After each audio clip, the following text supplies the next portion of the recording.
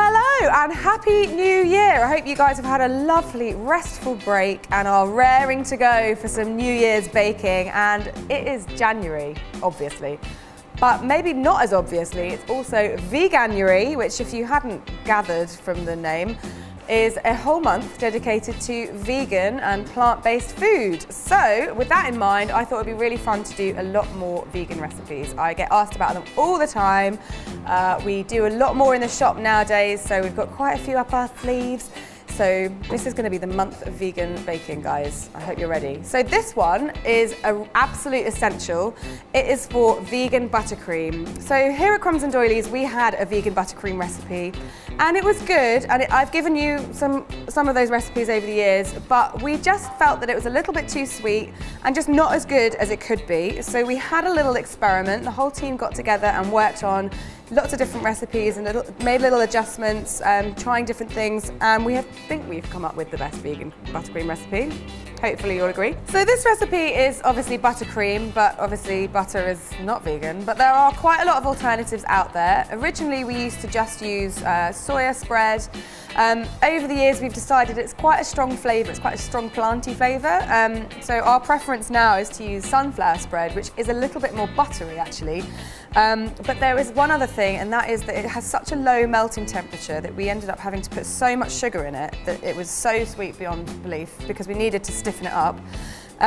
So what we've done is we've actually experimented a bit with putting vegetable shortening in. So this recipe has half vegan spread, we're using sunflower today, and half vegetable shortening. And I've got 165 grams of both of those, and then going to beat those up first. Now obviously, hopefully you've watched a lot of my recipes now where I make buttercream, and when I make buttercream, to get it lovely and white at the end, a big part of that is to beat it up for a long time at the beginning with just the butter.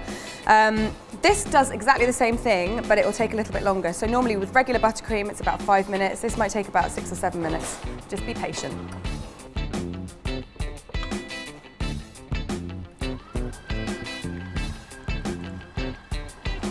Ooh, okay, so this has been beating for about 7 minutes now, and it is very buttery in appearance actually, and it's gone very light and whippy, so it is perfect time to be putting the icing sugar in. So I have 660 grams of icing sugar, which I've sifted already, and as usual with regular buttercream, I'm going to put it in 2 stages, beating very well after each stage.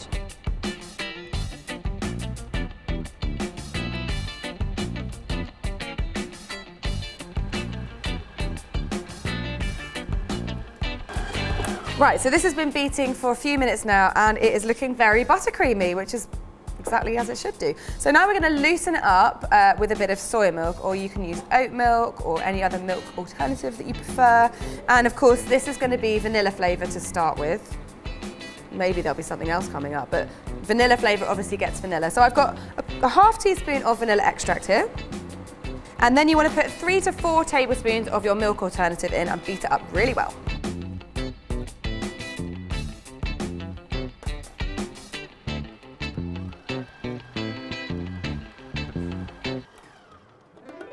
Now this looks absolutely perfect. It is buttercreamy, it's silky, and it's really nice to work with this icing, and obviously it tastes really good. And it's a great base for lots of other different flavours, so if you want to put like peanut butter in, you can do that. I'm actually doing a recipe next week using that recipe, so please make sure you come back, and make sure you click the notification bell down there if you haven't already, because that gives you an alert every time I upload so you don't miss anything.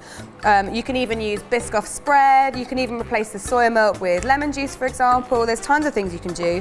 What I'm going to do though, to really get your taste buds going, is to make this into a luscious, rich, luxury chocolate vegan buttercream. So all you need to do is to add 170 grams of melted and then cooled vegan dark chocolate. Most dark chocolate is naturally vegan because it doesn't have any milk solids in. Anytime you get milk chocolate, that's usually when you get milk stuff in, but do check that it's vegan first. And you just want to pour that in and mix it all up.